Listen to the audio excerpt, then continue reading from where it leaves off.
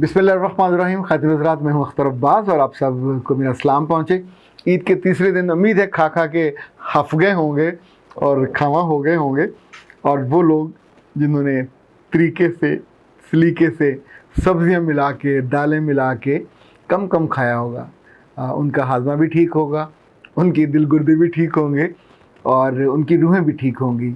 उनको ना तो बदहज़मी हुई होगी और ना वो बेचैनी और बेकरारी का शिकार हुए होंगे, जो आम तौर पे ज़्यादा खाने के बाद फिर आपको हो जाती है और आपको समझ नहीं आती मेरे साथ हुआ क्या है।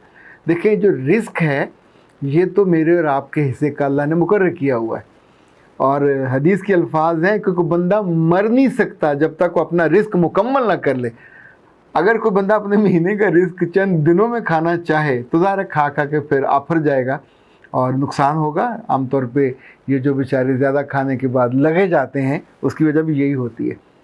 जिन लोगों ने ईद पे बहुत ज़्यादा वक्त ज़ाया किया उनको वक्त की बदहज़मी होगी। जिन्होंने लोगों के मैसेजेस धड़ लोगों को भेजे उनको भी होगी। लाइक मैंने पहले गुजारिश की थी, अब दोबारा दोहरा रहा हूँ, मुझे बराहे करम वो जो आप फॉरवर्ड मैसेज होते हैं और वीडियोस होती हैं और अस्सलाम वालेकुम वाले और जुम्मा मुबारक वाले पैगाम भेजते हैं, मैं उनको खोल के भी नहीं देखता। यानी मैं मैसेजेस आमतौर पर सिर्फ उनके देखता हूँ जिन्होंने लिखा हो या पैगाम उनका हो और ओरिजिनल उन्होंने अपने हाथ से लिखा हो। ये जो फॉरवर्ड वाले होते हैं ये मैं देखे बिना डिलीट कर देता हूँ या मेरी टीम उसको डिलीट कर देती है, पर उससे उसका पेट भर जाता है। समटाइम तो बेचारा वो जो मोबाइल है वो भी आफर जाता है, इतने ज़्यादा उसके अंदर फजूल किस्म के ये धड़ आए हुए होते हैं। और आपको पसंद हो या तो आपकी किसी से दोस्ती हो, एक दूसरे के साथ आपका लेन देन हो मैसेजेस का भी, तो फिर बिस्मिल्लाह भेजना चाहिए। लेकिन अदरवाइज़ आप अगर किसी से पसंद करते हैं, किसी का नंबर आपके पास आ गया, जब मुझ जैसा कोई मासूम आदमी आपके हथे चढ़ गया है, तो फिर ये ज़्यादती तो ना किया करें। अच्छा, हमने जो सिलसिला शुरू किया था कि अपनी आप वॉइस मैसेज भेज सकते हैं या आप हमारे यहाँ आके रिकॉर्डिंग का हिस्सा बन सकते हैं। तो महीने में एक दफ़ा हम सैटरडे अब महफ़िल लगाने लग गए हैं। तो अभी तो हम ये करते हैं, कुछ लोगों को मुंतखब लोगों को उसमें बुला लेते हैं, लेकिन हौले हौले में हम अनाउंस भी कर दिया करेंगे। शुरू में को 15 एक लोगों की गुंजाइश हुआ करेगी और उसके बाद फिर देखेंगे जगह के साथ तादाद बढ़ भी सकती है। अच्छा जी, आज का जो सवाल है पहले वो सुन लेते हैं। ना आपसे रिक्वेस्ट है, प्लीज़ सर इस टॉपिक पे आप ज़रूर वीडियो बनाइएगा, क्योंकि मैं आपकी सारी वीडियोस देखती हूँ, सारी बड़ी अच्छी होती हैं और हमें काफ़ी सोचने समझने में भी काफ़ी हमें देती हैं, हेल्प करती हैं। तो सर मेरा आपसे यही सवाल है, आप काइंडली मेरी आपसे रिक्वेस्ट है कि इस वीडियो पे आप बनाएं, क्योंकि अक्सर ये एक लड़की सिर्फ मेरा मसला नहीं है, ये अक्सर लड़कियों का मसला यही है कि जो हमारे शौहर हैं वो उनकी फैमिली है और उनकी फैमिली में हम नहीं आते, लेकिन हम में से वो ये डिमांड करते हैं कि नहीं जी आप छोड़ दें। तो आप इसमें प्लीज़ मुझे गाइड करें। अच्छा, बहुत शुक्रिया, अच्छा सवाल है। सवाल से पहले अगर आप अपना नाम बता दिया करें, शहर का नाम भी बता दिया करें। एक चीज़ और, सवाल से पहले जो चूँकि चुनाचे है इसको कम कर दिया करें। सवाल तो इतना सा होना चाहिए, यानी ये सीधा सवाल होता है कि शौहर की जो फैमिली है वो फैमिली है, हम उस फैमिली में नहीं हैं। तो जो उससे पहले हम वो लगाते हैं, बाद सहाफ़ी भी सदर और वज़ीर आज़म से जब सवाल करने लगते हैं ना तो पूरी पहले कहानी घड़ते हैं, साथ जोड़ते हैं, तो उसकी वजह से उनका वहाँ मजाक बन जाता है। इसी तौर पे सवाल को फ्रेम करना ये भी एक फ़न है। सवाल को पूछना ये हौले हौले हम सबको आना चाहिए। सवाल पूछने से पहले अपनी राय देना या सवाल पूछने के बाद अपनी राय देना ये उसका हिस्सा नहीं होता, और उसी तौर पे तशरीही नोट भी उसका हिस्सा नहीं होता। तो जब भी आने वाले दिनों में सवाल पूछें तो उसी तौर पे मुख्तसर हो और सीधा सीधा हो। इनका सवाल ये है कि शौहर की फैमिली और हमारी फैमिली उससे कहता है उसे दूर रहा करो। अच्छा, ये दुख भरी स्टेटमेंट है जो आम तौर पे तकरीबन 99% लड़कियों को सुननी पड़ती है और सहनी पड़ती है। कुछ जगहों पे तो द मीन दैट, उनका मतलब होता है ये कि जो वो कह रहे हैं उसको मान लिया जाए। अगर उनकी बात मानी जाए कि तुम अपनी फैमिली को छोड़ दो, उनसे रब्ता कम कर दो, तो शायद हम इसको एक्सेप्ट कर लें, शायद हम इसको तरवीज दें, शायद हम बेटियों से ये कहें कि तुम वहाँ जाके भूल जाना और कम याद करना और उनको अपना लेना, पर ये तब होगा अगर आगे से सास ने और वहाँ की जो उनकी देवरानियाँ हैं, जेठानियाँ हैं, ये नंदे हैं, उन्होंने इस लड़की को खुले बाजुओं से कबूल कर लिया। आप तो उसे कबूल नहीं करते। यानी सास ने बेटे से बात करनी हो तो इंतज़ार करेगी कि तुम वहाँ ना हो, बहू वहाँ ना होगी तो बात नहीं करेगी, उसके कानों में सरगोशी करेगी। वैसे तो अल्लाह के रसूल ने इसे वैसे सख्ती से मना किया कि जहाँ 3 लोग बैठे हों, 2 लोग आपस में कानाफूसी ना करें, कान में सरगोशी ना करें।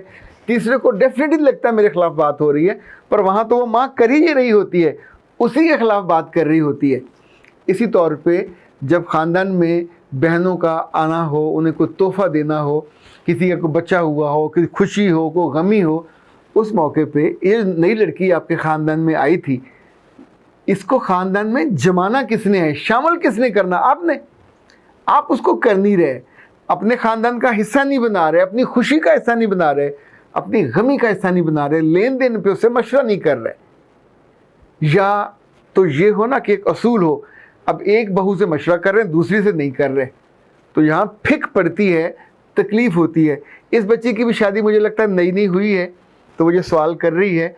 वरना अगर आपने सब्र का मुजाहरा करें और इस ज़्यादती पे, और ऑलमोस्ट जुल्म ही है ये, इस पे उस वक्त ज़रा आप उसको पी जाएं और फिर धीरे धीरे टारगेट रखें कि मुझे इस घर में शामिल होना है, मुझे इस फैमिली का हिस्सा बनना है।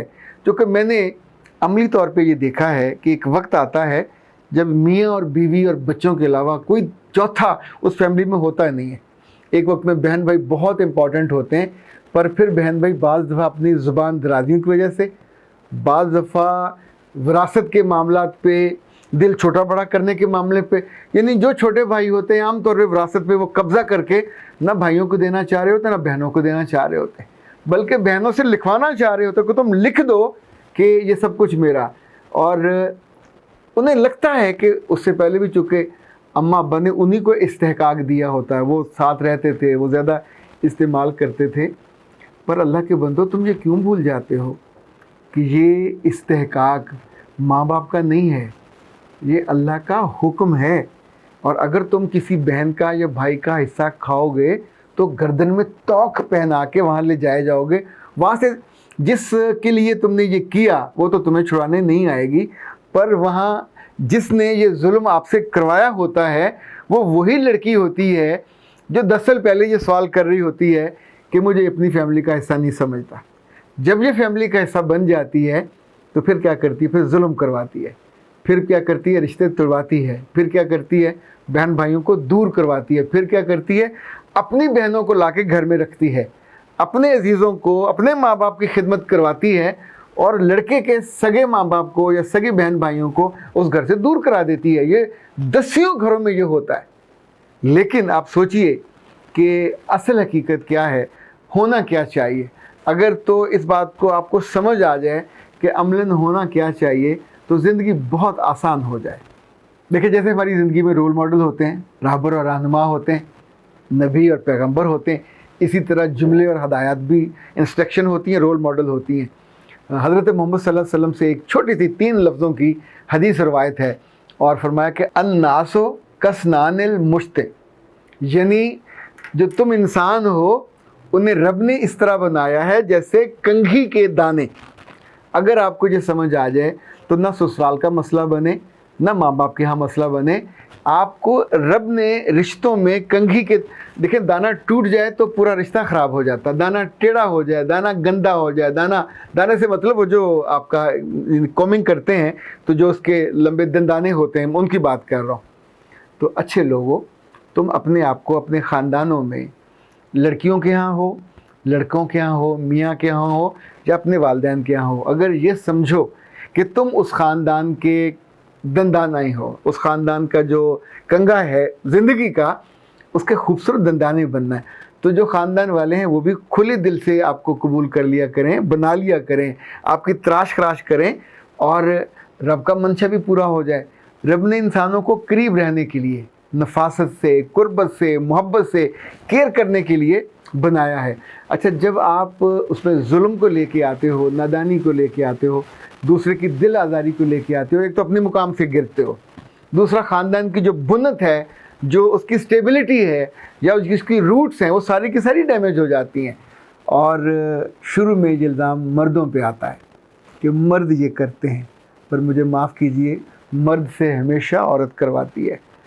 जब बेटा या शौहर ये कहता है तो उस वक्त वो अपनी माँ का भोंपू बना हुआ होता है, उसका स्पीकर बन के ये जुमले कह रहा होता है, अपनी बहन के बारे में सोचेगा, माँ के बारे में सोचेगा। जो घर में है, बीवी उस घर का हिस्सा नहीं बनेगी, उसकी फैमिली अलग है, हालांकि वो उसी ख़ानदान की कंघी का हिस्सा है, और अगर वो नहीं थी तो आप उसको बना चुके हो ना। इसी तौर पे जब 8-10 साल गुजर जाते हैं, बच्चे हो जाते हैं, और फिर ये बीवी तगड़ी हो जाती है, तो फिर बीवी उस कंघी में से दंदाने तोड़ती है और अपने मियाँ से तोड़वाती है, उसकी माँ का दंदाना, समटाइम बाप का दंदाना, बहनों का, भाइयों का। फिर कुछ और साल गुजरते हैं, उसी बीवी जिसके साथ ये जुल्म हुआ था 20 साल पहले, 25 साल पहले, अब वो अपने बेटे से ये जुल्म करवाती है। और ये जुल्म का जो चक्कर है, यानी 3 ख़ानदानों में जो ज़िंदगी की खूबसूरत कंघियाँ बननी चाहिए थी, वो 2 औरतों की वजह से टूटी, और 2 औरतों ने उन घरों में जहर भरा और आने वाली को पहले डिग्रेड किया, डिसओन किया, फिर जो ही अपनी पोजीशन बनी तो फिर आने वाली को। ये अप्रोच तो वो जो हमारी रेलवे है उसमें एक 3rd डिवीज़न या 3rd क्लास होती थी, इकोनॉमी से भी नीचे, उसमें जो लोग चढ़ आते थे वो नए लोगों को नहीं चढ़ने देते थे। तो आप ये क्यों करते हो? जब आप ज़िंदगी में हो, ज़िंदगी की खूबसूरती में रिश्ते अल्लाह ने आपको दिए हैं, उन रिश्तों की कदर कीजिए, उसको कंघी बनाइए, दादी बनाए, नानी बनाए, माँ बनाए, सास बनाए, फिर बहू बनाए, तो तब आपको ये दिक्कत नहीं होगी। वरना ये जुल्म चलता रहेगा, हर नई आने वाली बच्ची डिसओन होती रहेगी, डिसग्रेस होती रहेगी, और फिर ये सवाल करती रहेगी कि मुझे लड़के के ख़ानदान वाले अपने ख़ानदान में अपनी कंघी में दाना क्यों नहीं बनाते।